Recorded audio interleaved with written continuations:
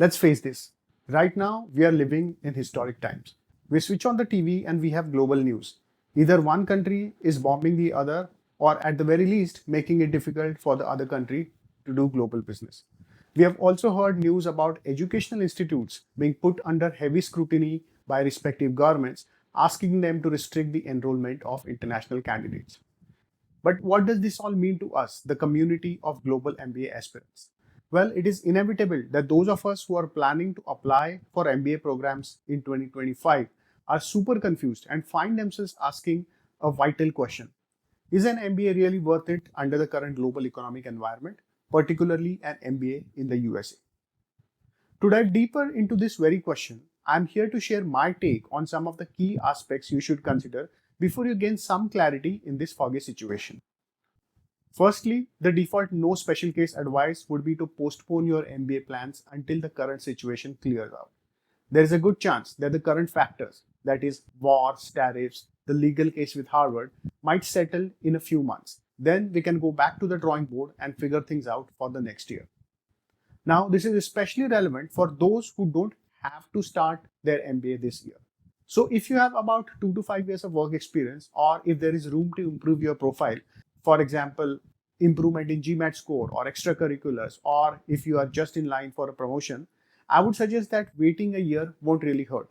In fact, you can use this time to strengthen your GMAT or profile, and that could be a big advantage for you next year. However, for those who do want to start this year, it is important to get clarity on the exact reason behind your urgency. There can be valid reasons, of course. For example, you may be in between jobs, or maybe you're struggling to find a better job. Then getting back into the workforce in a new company and working on your profile simultaneously for a year might be overwhelming. In that case, an MBA this year might just be the best next move for you.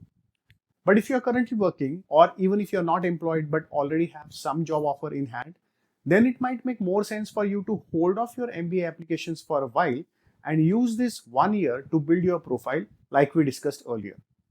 And then again, if you're looking for an MBA as a default move, something like I've worked for X number of years, so I now must move on with an MBA this year, but otherwise you don't have a strong personal reason, well, in that case, I believe that motivation might not last. You could end up feeling lost midway or facing bigger challenges after your graduation. So do reflect on these factors before deciding on how urgently you want to pursue your MBA in this murky situation. If you must apply this year, another important factor comes into consideration, and that is cost. MBAs are getting more and more expensive every year, which reduces the short-term ROI, unless you land a high-paying job right after graduation. Now, mind you, the long-term ROI of an MBA almost always justifies the investment, but given the foggy situation this year and its immediate consequences, we need to focus more on the long-term ROI than we would otherwise in any normal year. So how do we hedge against this uncertainty? The answer is simple: scholarships. There are merit-based scholarships and need-based scholarships. Each of them can be given by the MBA program itself, or you can also apply to external scholarships. If you attend a program with scholarship or a program that doesn't cost exorbitantly high in the first place, you're setting yourself up for a shorter recovery period and save yourself tons of sleepless nights over massive debt. But there is a catch here. The problem with this approach is that most top programs globally are not scholarship friendly and already have high costs. So walking down this path usually means compromising a bit on rankings or reputation. If you're willing to make that trade-off, great, you're all set.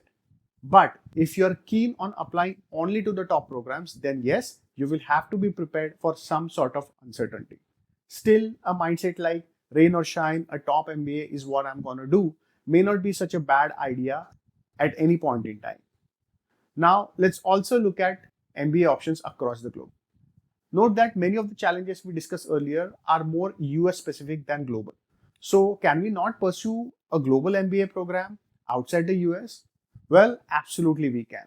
There are several countries and specific programs that offer rich learning, strong ROI, and better post-study opportunities.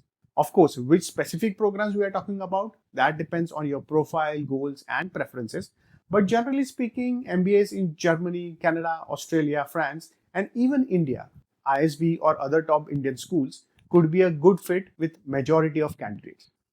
The overall idea here is not to put all your eggs in the basket of US schools and instead explore multiple options. That way, you will be able to navigate this foggy situation with more flexibility. And lastly, the core factor, your personal risk tolerance. If you are gung ho about pursuing a global MBA and also have the financial strength to handle short term stress, then by all means go ahead all out in this year. If not, you might want to take a more cautious approach. So that's my take on how to think about MBA applications in this moment of uncertainty. Even after considering all of this, it is likely that you still have a few more questions or you're still not very sure, and that's okay. You can always book a free profile evaluation call with me through my website, and I'll be happy to help you one on one. So until the next video, stay sharp.